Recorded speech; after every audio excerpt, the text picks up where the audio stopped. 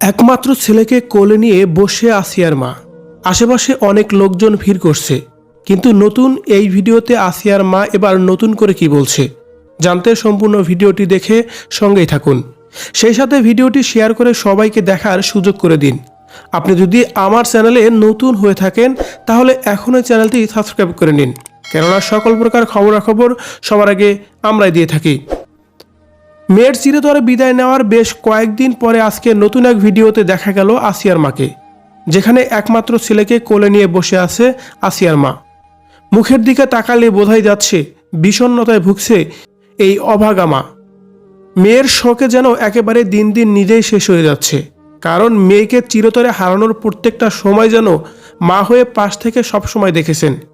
কি করে ভুলবে মেয়ের সেই কষ্টের সময়গুলোকে, যে কষ্ট নিয়ে এই পৃথিবী থেকে বিদায় নিয়ে চলে গেছে আসিয়া।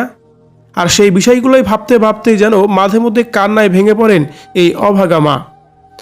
এদিকে আসিয়া না ফেরার দেশে পাড়ি জমিয়েছে আজকে বেশ কয়েকদিন হয়ে গেল, কিন্তু আসিয়ার সে আসামিদের এখন পর্যন্ত কোনো শাস্তি হয়নি। এ নিয়ে যেন আসিয়ার বাড়িতে বিভিন্ন মিডিয়া গিয়ে ভিড় করে সবসময়ই। বলা হচ্ছে আপনার আদরের মেয়ে আসিয়ার আসামিদের এখন পর্যন্ত কোনো প্রকার শাস্তি হয়নি, এই বিষয়টি নিয়ে আপনি কি বলবেন? তখন আসিয়ার মা বলে, আমার মেয়ে না ফেরার দেশে পাড়ি জমিয়েছে আজ কয়েকদিন হয়ে গেল, কিন্তু এখন পর্যন্ত ওই সব নরপশু জেলে বসে ভাত খাচ্ছে।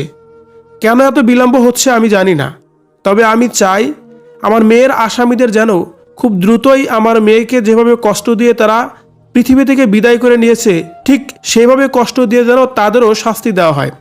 আর যত দ্রুতই শাস্তি দেওয়া হবে তাদেরকে, তত দ্রুতই আমার মেয়ের আত্মা শান্তি পাবে। অন্যদিকে দেখা যাচ্ছে আসিয়ার কবরের সামনে গিয়ে মাদ্রাসার ছাত্ররা কবর জিয়ারত করছেন। আর এভাবে প্রতিদিনই কোনো না কোনো জায়গা থেকে এসে আসিয়ার কবর জিয়ারত করে মাদ্রাসা ছাত্ররা, কারণ আসিয়ার এভাবে বিদায় নেওয়াটা মোটেও যেন সহজ ছিল না। এদিকে বেশ কয়েকদিন পার হয়ে গেলেও আসিয়ার আসামিদের বিচারের আওতায় আনা হয়নি। তবে আসিয়ার উপর নির্যাতন চালানো প্রধান আসামি টিটু শেখ আদালতে উঠে স্বীকারোক্তি দিয়ে তিনি স্বীকার করে নিয়েছেন যে আসিয়ার উপর এই অমানবিক কাজ তিনি করেছেন। এখন দেখার বিষয় তাদের কি এমন শাস্তি হয়। ভিউয়ার্স, আসিয়াকে এই চিরতরে দুনিয়া থেকে বিদায় করার সেই সব নরপশুদের শাস্তি নিয়ে যদি আপনার কোনো মতামত থাকে কমেন্ট করে জানিয়ে দিন কমেন্ট বক্সে।